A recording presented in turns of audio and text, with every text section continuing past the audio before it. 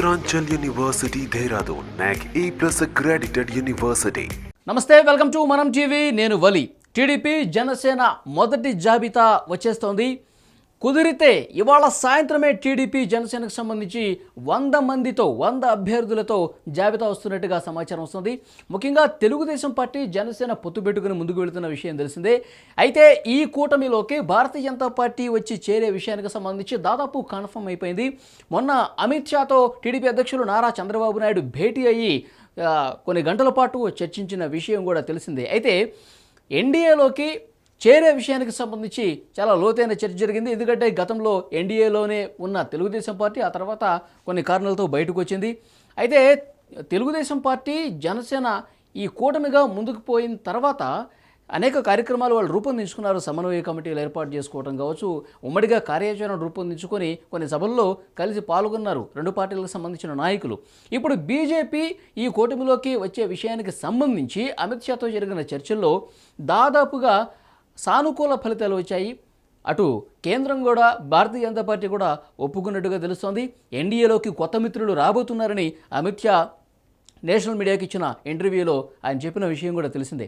ఈ నేపథ్యంలో భారతీయ జనతా పార్టీ కూడా ఈ కూటమిలో ఆంధ్రప్రదేశ్లో మమేకం అవుతుంది. టీడీపీ, జనసేన, బీజేపీ 3 పార్టీలు 2014లో ఏ విధంగా అయితే ముందుకెళ్లాయో ఈసారి కూడా ఈ పొత్తు కన్ఫర్మ్ అయిపోయింది. ఈ కూటమి బరిలోకి దిగే అవకాశాలు చాలా పుష్కలంగా కనిపిస్తున్నాయి. అయితే టీడీపీ, జనసేన కూటమికి సంబంధించి గత కొన్ని రోజులుగా మనం చూస్తున్నాము. అభ్యర్థుల ప్రకటన రాబోతుంది, మొదటి జాబితా రాబోతుంది, కానీ రావట్లేదు, కొంత ఆలస్యం అవుతుంది. మరోవైపు అధికార వైసీపీ మాత్రం ఇప్పటికే 6 లిస్టులు రిలీజ్ చేసినటువంటి విషయం మనకు తెలిసిందే.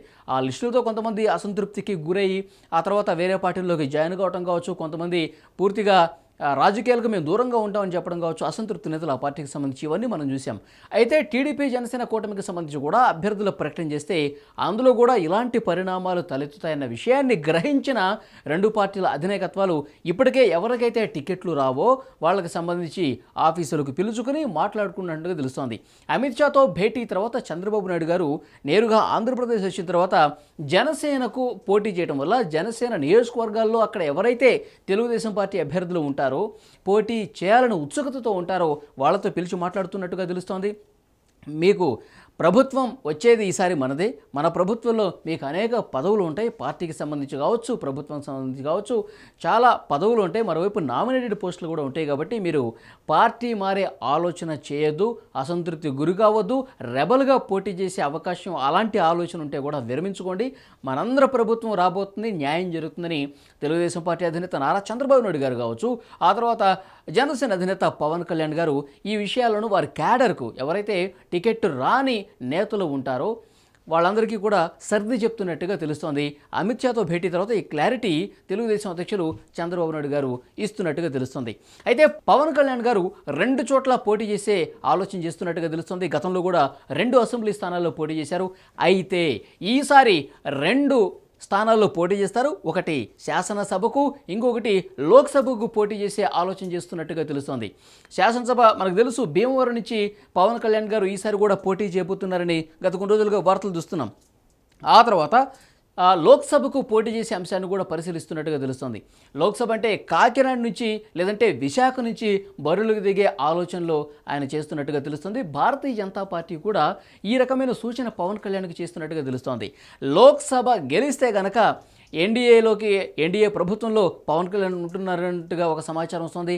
పవన్ కళ్యాణ్ గారు లోక్సభ ఎంపీ అయితే కనుక ఎన్డీఏ ప్రభుత్వం మళ్ళీ భారతీయ జనతా పార్టీ ఏర్పడితే కనుక కేంద్ర మంత్రి అయ్యే అవకాశం కూడా పవన్ కళ్యాణ్కి ఉంటుంది అన్న ఒక సమాచారం వస్తుంది.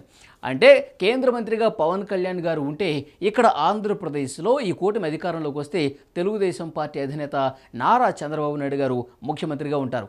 ఒకవేళ లోక్సభకు పోటీ చేయకపోతే ఇక్కడ వచ్చేటువంటి స్థానాలకు సంబంధించి అప్పుడు పార్టీ ఏ విధంగా ఉంటుంది, ప్రభుత్వం ఏ విధంగా ఉంటుంది, 2.5 సంవత్సరాలు పవర్ షేర్ ఉంటుందా, ఇలాంటి డిస్కషన్స్ అయితే చాలా లోతుగా జరుగుతుంది. మనకు అందుతున్నటువంటి ఇన్ఫర్మేషన్ ప్రకారం ఒకటి శాసనసభ, ఒకటి లోక్సభకు పోటీ చేయాలన్న ఆలోచన మాత్రం పవన్ కళ్యాణ్ గారు చేస్తున్నట్టుగా తెలుస్తుంది. బీజేపీ చేసిన సూచన ఈ విధంగా ఉన్నట్టుగా తెలుస్తుంది. లోక్సభలో గెలిస్తే కనుక ఎన్డీఏ కొత్త భాగస్వామి వచ్చే అవకాశం ఉంటుంది. పవన్ కళ్యాణ్ గారు లోక్సభ ఎంపీగా గెలిస్తే కనుక ఎన్డీఏ పక్షాలలో జనసేన కూడా ఉంటుంది. జనసేన అంటే ప్రభుత్వంలో ఒక భాగస్వామిగా ఎన్డీఏ కూటమిలో ఒక పార్టీగా ఆయన ఉండే అవకాశం అయితే కనిపిస్తుంది. మరోవైపు భారతీయ జనతా పార్టీ ఎన్ని స్థానాల్లో పోటీ చేస్తుంది? ముఖ్యంగా శాసనసభ స్థానాలు 10 స్థానాలు లోపే భారతీయ జనతా పార్టీకి ఆంధ్రప్రదేశ్లో ఇచ్చే అవకాశం ఉంది. మరోవైపు 3-4 స్థానాలు కోరుతోంది భారతీయ జనతా పార్టీ ఎంపీ స్థానాలు. మరి ఎంపీ స్థానాలు ఎన్ని ఇస్తారన్నది సంబంధించి కొంత క్లారిటీ అయితే రావాల్సి ఉంది. మొదటగా 100 స్థానాలతో శాసనసభ అభ్యర్థుల జాబితా టీడీపీ జనసేనకు సంబంధించి రిలీజ్ చేయాలన్న ఆలోచనతో ఈ రెండు పార్టీల నాయకులు ఉన్నారు. ఈ జాబితా రిలీజ్ అయిన తర్వాత భారతీయ జనతా పార్టీ ఎలాగూ శాసనసభ కావచ్చు, లోక్సభ కావచ్చు చాలా తక్కువ మొత్తం కాబట్టి రెండో జాబితాలో విడుదల చేసే అవకాశం ఉన్నట్టుగా తెలుస్తోంది. అయితే ఇప్పుడు టీడీపీ జనసేన శాసనసభ స్థానాలు 100 స్థానాలకు సంబంధించిన ఇచ్చేటువంటి ఈ మొదటి జాబితాలో జనసేనకు సంబంధించి మొత్తం స్థానాలు ఇచ్చే అవకాశం కనిపిస్తుంది. దాదాపు 38 స్థానాలు జనసేనకి ఇచ్చే అవకాశం ఉన్నట్టుగా తెలుస్తుంది. మిగతా 62 స్థానాలు అంటే మొదటి జాబితాలో 100 స్థానాలు ఉంటే 38 జనసేన, 62 స్థానాలు తెలుగుదేశం పార్టీ అభ్యర్థులతో ఈ జాబితా ఆల్రెడీ తయారైపోయింది. ఇక రేపు మాపు రిలీజ్ చేయటమే తరువాయి అన్న విధంగా పరిస్థితి ఉంది. కాబట్టి ఈ 100 మందితో తక్షణమే ఒక జాబితా రిలీజ్ చేయబోతున్నట్టుగా మనకి ఇన్ఫర్మేషన్ వస్తుంది. మరి ఈ 38 స్థానాలు ఏంటివి? గతంలో మన టీవీ కూడా చెప్పింది దాదాపు 40 స్థానాల లోపే వస్తే 35 నుంచి 38 స్థానాలు జనసేనకు రాబోతున్నాయని చెప్పి నియోజకవర్గాల వారీగా మనం స్క్రీన్ ప్రజెంటేషన్ కూడా చేశాం. సో ఈ సాయంత్రం లేదంటే రేపు ఈ 100 స్థానాలతో జాబితా వచ్చిన తర్వాత పరిస్థితి ఏ విధంగా ఉంటుంది, ఏ స్థానాలు టీడీపీ తీసుకుంది, ఆ 38 స్థానాలు జనసేన అభ్యర్థులు ఎవరు, వీటన్నింటికి సంబంధించి అధికారిక ఇన్ఫర్మేషన్తో అధికారిక జాబితా విడుదలైన తర్వాత మళ్ళీ ఆ ఇన్ఫర్మేషన్తో మీ ముందుకు వస్తాను. Thank you.